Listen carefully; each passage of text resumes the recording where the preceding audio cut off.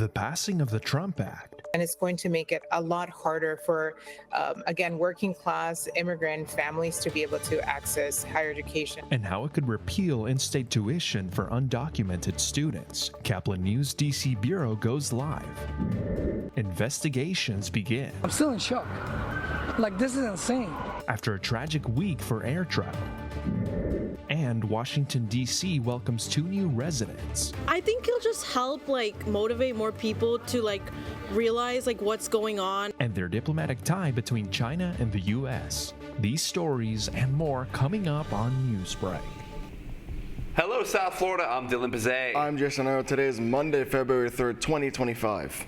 Live from the Lee Caplin School of Journalism and Media in North Miami, this is Caplin News. Tuition restriction reversing for college students who are also migrants. Governor Ron DeSantis says he will not sign a bill repealing for in-state tuition for undocumented students, arguing that it does not go far enough in tightening immigration policy. Caplin News DC correspondent Carla Mendez is live from Washington with what this means for dreamers. Good morning, Carla.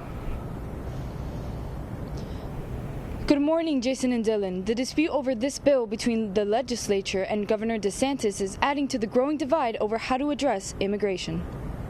The in-state tuition provision is just one part of the larger Trump Act, which stands for Tackling and Reforming Unlawful Migration Policy. Republican lawmakers have praised the bill, claiming it strengthened Florida's partnership with federal immigration efforts. But immigration advocates say that tuition provision will create obstacles for thousands of people. The cost, it's going to quadruple for students and individuals, and it's going to make it a lot harder for, again, working class immigrant families to be able to access higher education. In 2014, then Governor Rick Scott signed House Bill 851, allowing undocumented students, both with and without DACA, to pay in-state tuition rates through a non-resident waiver. In the 2023-2024 academic year alone, over 6,500 Florida Dreamers with the in-state tuition waiver paid $26.7 million in in-state tuition at colleges and universities in Florida. We're going to see people who are so close to graduating from their bachelor's degree have to drop out. We're going to see people that are going to start now, taking a class at a time because they just cannot afford the full tuition cost of enrollment from full-time to, less than part-time in essence. The potential loss of in-state tuition waivers could cost Florida nearly $15 million, impacting not just students, but also Florida's economy and workforce. I definitely did benefit from the in-state tuition waiver when I was an undergrad. I mean, that was literally the only reason I was able to get through my undergraduate studies. If it wasn't for that, I wouldn't be here right now going for an MPH. For now, the bill sits in limbo. Lawmakers may try to revise it or rally enough support to override a potential veto. Governor DeSantis says he will not sign the bill into law, but if passed, would take effect July 1st as part of the broader legislative package. Reporting live from Washington, D.C. for Caplin News, I'm Carla Mendez. More than 300,000 Venezuelans won't be able to renew their temporary protected status after the Trump administration denied those granted protection in 2023. Caplin Samantha Gutierrez is in the control center with the new legislation and a TPS holder's reaction.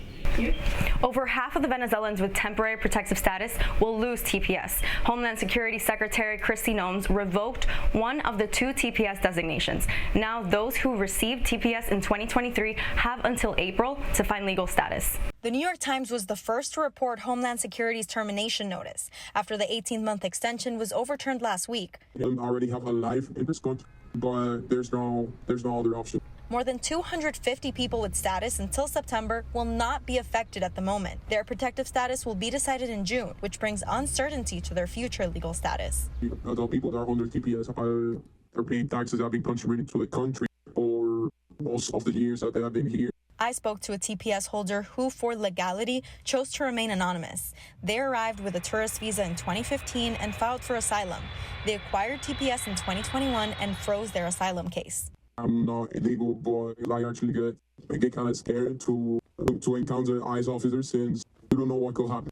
The notice comes after the Trump administration met with Venezuelan leader Maduro, where he agreed to take back people deported from the U.S. Venezuela is not an option. There's a dictatorship there. They don't respect human rights at all. I know a few people that are actually making plans to go to nearby countries like Mexico. They're planning to maybe go to Spain. Attorney Perez wants TPS holders to remember. We need to find alternatives. They're not going to get picked up and deported to stay in lawful status.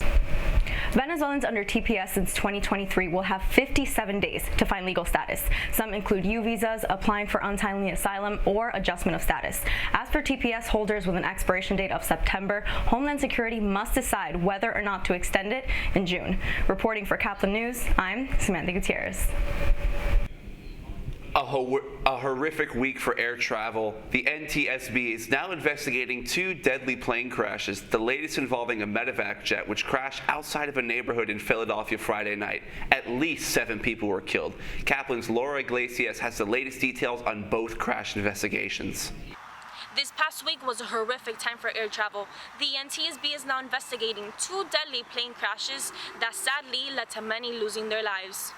The National Transportation Safety Board now investigating 2 deadly plane crashes just days apart. The first, an American Airlines plane and a U.S. Army Black Hawk helicopter colliding in Washington, D.C. Wednesday night. All 67 people involved killed.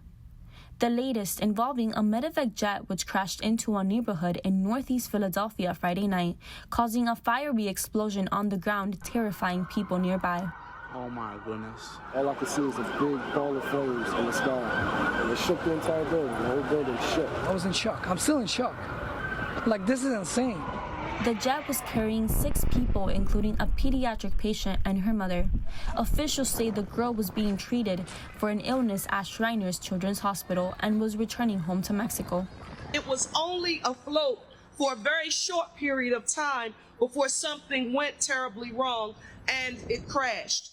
At least 1 person was killed on the ground and more than a dozen people injured, according to officials. The city is working around the clock to keep people safe, to understand what happened.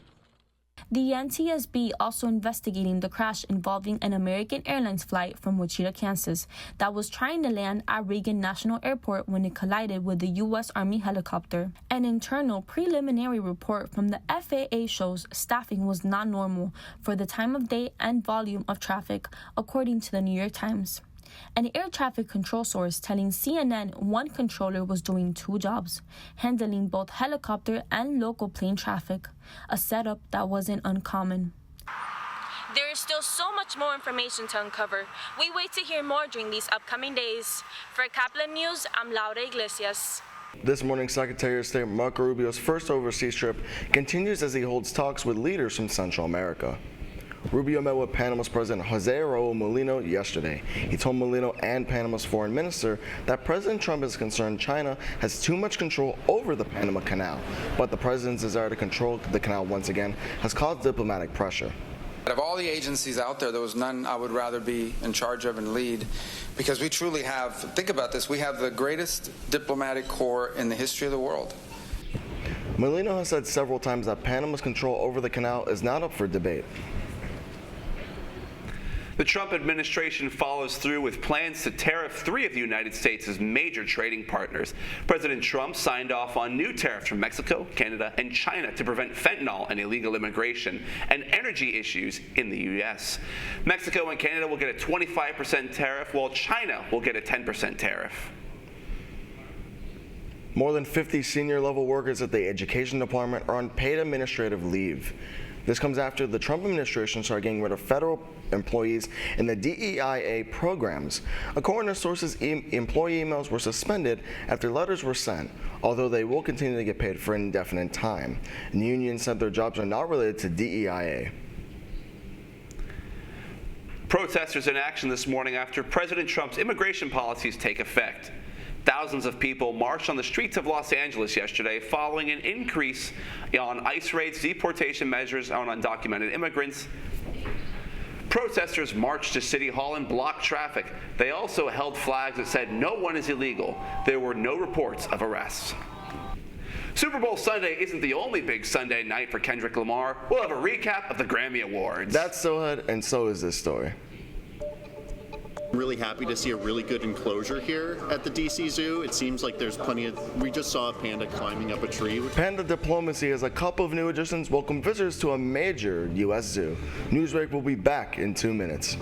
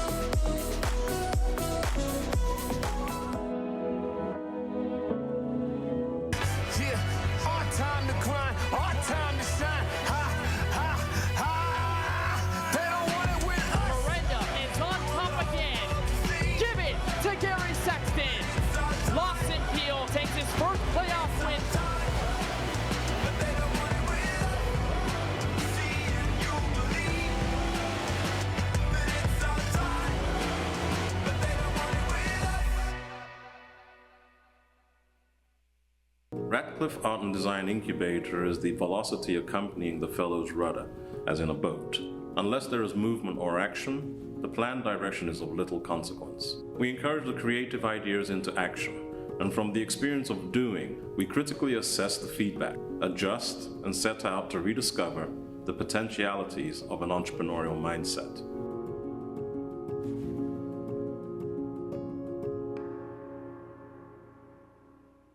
Stand is precise, no margin for error. Dare to forget that. Dare to have fun with it. Get weird with it. Dare to send those old STEM theories flying past the neighbor's house into outer space. Dare to program something internet-breaking, record-breaking. Dare to blow their minds. Dare to learn the difference between sedimentary and metamorphic rock. Go find those rocks. Dare to keep daring.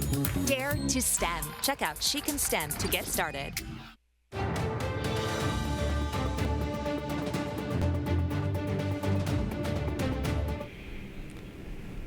New additions to the National Zoo in Washington, D.C.